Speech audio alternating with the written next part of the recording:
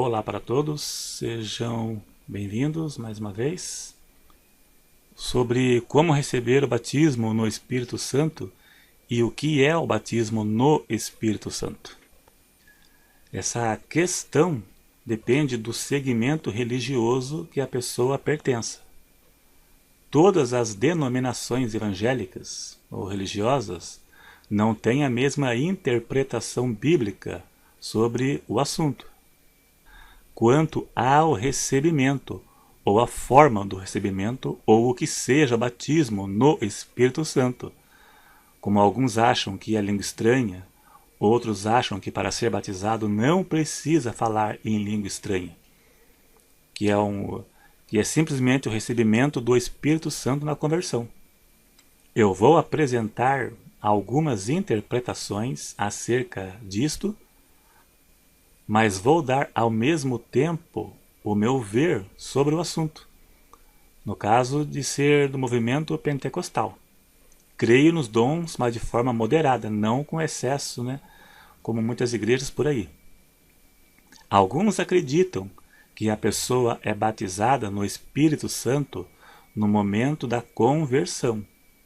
Alguns se baseiam em 1 Coríntios 12:13, que está escrito: pois todos nós fomos batizados em um Espírito, formando um corpo, quer judeus, quer gregos, quer servos, quer livres. Este versículo é muito usado principalmente por igrejas que não acreditam em língua estranha. Então quer dizer que todos são batizados na conversão. Todos. Aqui diz todos. Fomos batizados em um Espírito. Mas aqui diz em um Espírito, Mas não está falando do batismo no Espírito Santo que foi instituído no livro de Atos. Vamos ver. Então, analisando o contexto ali em volta, veremos que não se refere ao batismo no Espírito Santo, conforme o livro de Atos ali que falavam em línguas, e nem ao batismo nas águas. Refere-se ao ato do Espírito Santo batizar a pessoa no corpo de Cristo. A igreja unida a este corpo.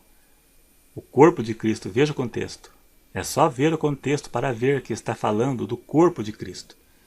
E não de batismo no Espírito Santo. E também o fato de que nem todos falam em língua estranha. Alguns se baseiam assim. 1 Coríntios 12:30. Está escrito: todos têm o dom de curar? Está fazendo uma interrogação, está interrogando. Têm todos o dom de curar? Falam todos diversas línguas? Interpretam todos? Então alguns entendem que isso indica que nem todos, mesmo sendo batizados no Espírito Santo, não falam em língua estranha. No meu ver, Paulo aqui deixa claro que nem todos têm o mesmo dom. Esse é o assunto, nem todos têm o mesmo dom. As línguas que ele se referiu aqui é o dom de diversidades de língua e de interpretação de línguas. Veja que ele disse: falam todos diversas línguas? Não, não é a resposta. E interpretam todos? Não, a resposta é não. Então a língua que Paulo se referiu aqui é o dom de diversidades de línguas e de interpretação de línguas. Vamos provar. 1 Coríntios 12, verso 7, onde Paulo disse que os dons são dados a cada um para aquilo que for útil. Veja bem, para aquilo que for útil. Indica que nem todos têm o mesmo dom. Nos versos seguintes cita que a um é dado um dom e a outra pessoa é dada outro dom. No verso 10 diz que a outro é dado o dom de variedades de línguas e ao outro o dom de interpretação. Foi isso que Paulo se referiu agora há pouco, no capítulo 12, verso 30. É isto. Foi isso que Paulo disse, que na igreja, se alguém for falar em línguas, e não houver intérprete, que deveria ficar calado. Isso indica que talvez naquele culto ou em certos cultos não teria ninguém com o dom de interpretação. Foi isso que Paulo quis dizer. Se a pessoa for falar em língua na igreja, e se não tiver intérprete, fique calada e fale consigo mesmo para a sua própria edificação. A língua estranha edifica apenas quem fala, e não aos outros, ao menos que haja intérprete. Daí teria a mesma função da profecia, que iria edificar toda a igreja, e não uma pessoa sozinha. Paulo disse, eu quero que todos falem línguas estranhas. 1 Coríntios 14, verso 5.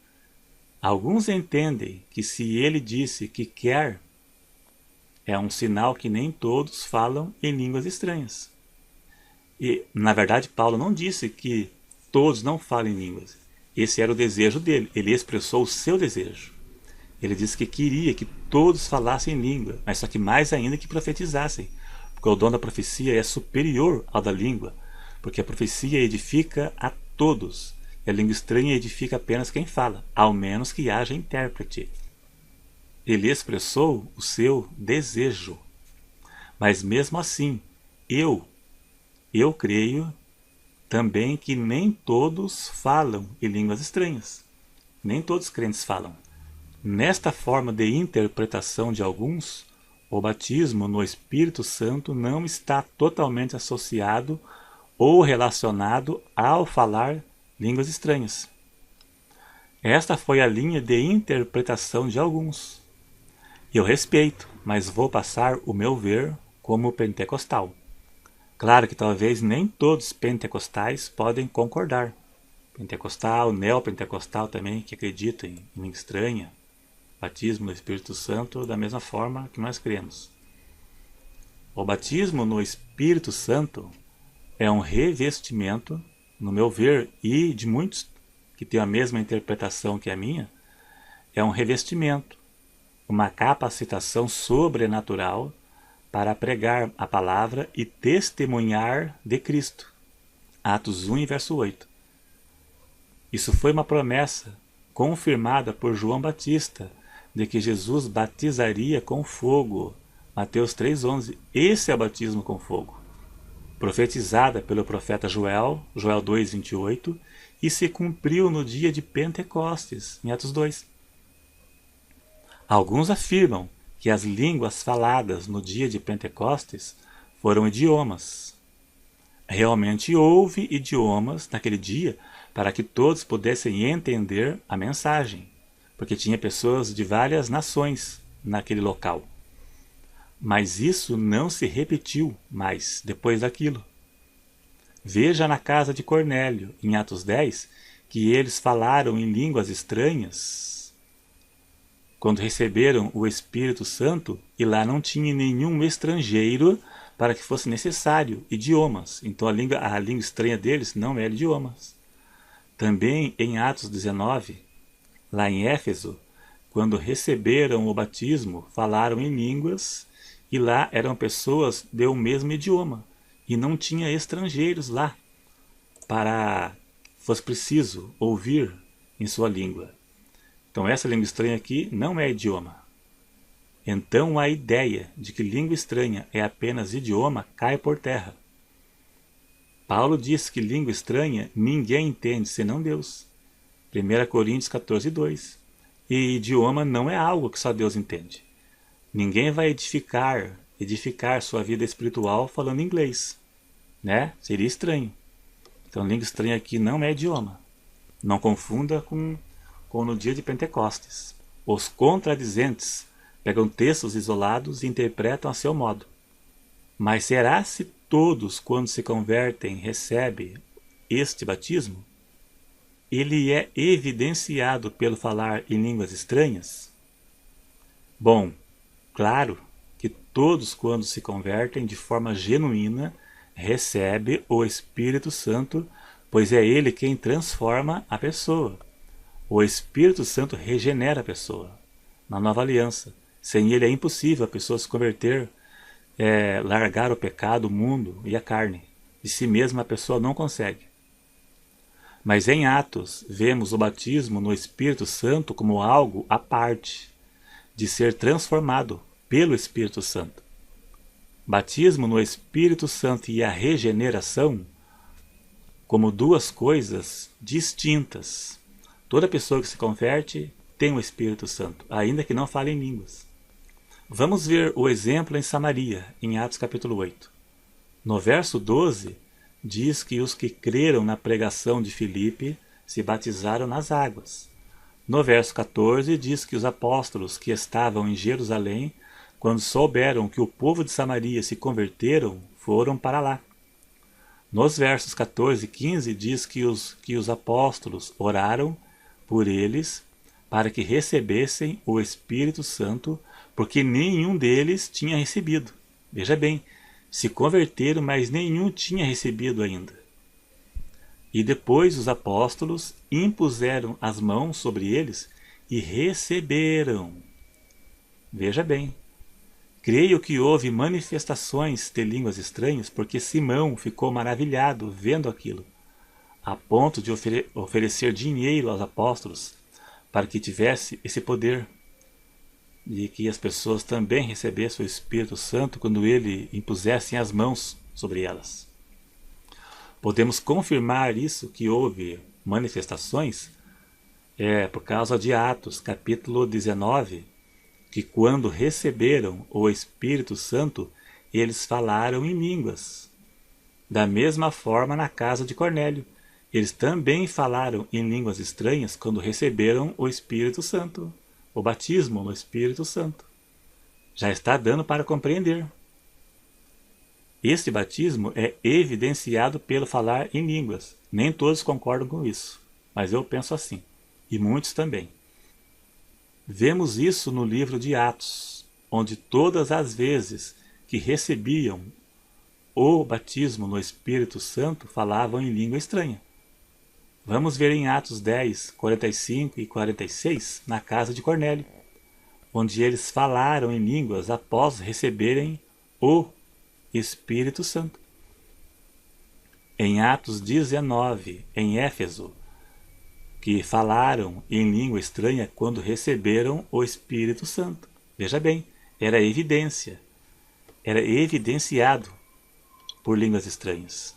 Está claro aqui. O batismo no Espírito Santo é evidenciado pelo falar em línguas.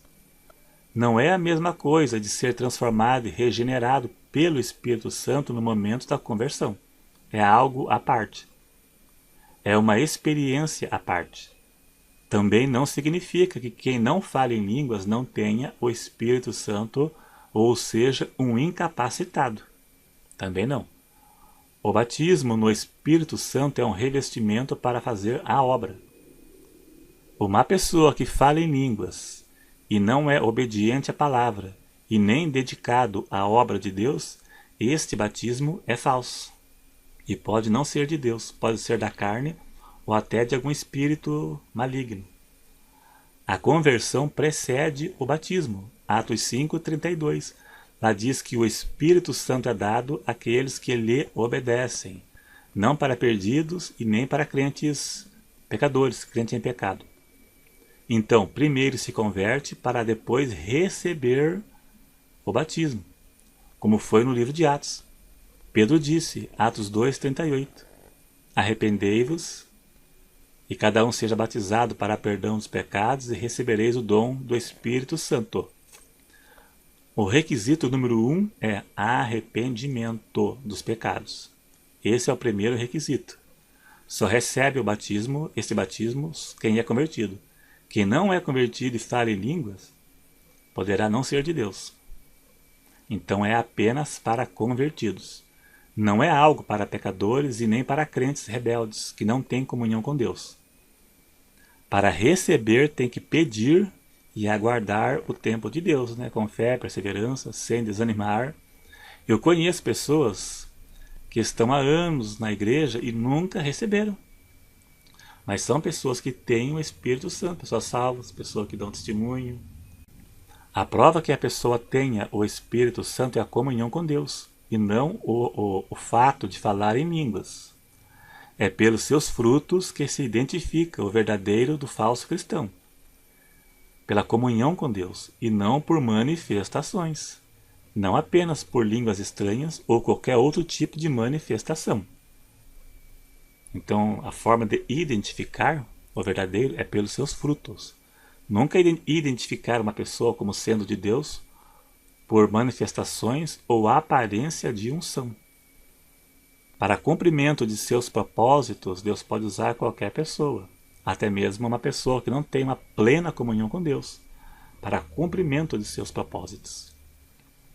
E muitas manifestações podem até mesmo não ser de Deus também. Coisas sem fundamento que vemos na internet por aí. Então é isso aí, então foi um vídeo aqui que até durou um pouco, passou de 15 minutos. Muito obrigado a todos então, se inscreva no canal, clique no sininho para ativar as notificações, dá um joinha aí para ajudar a divulgar e até o próximo.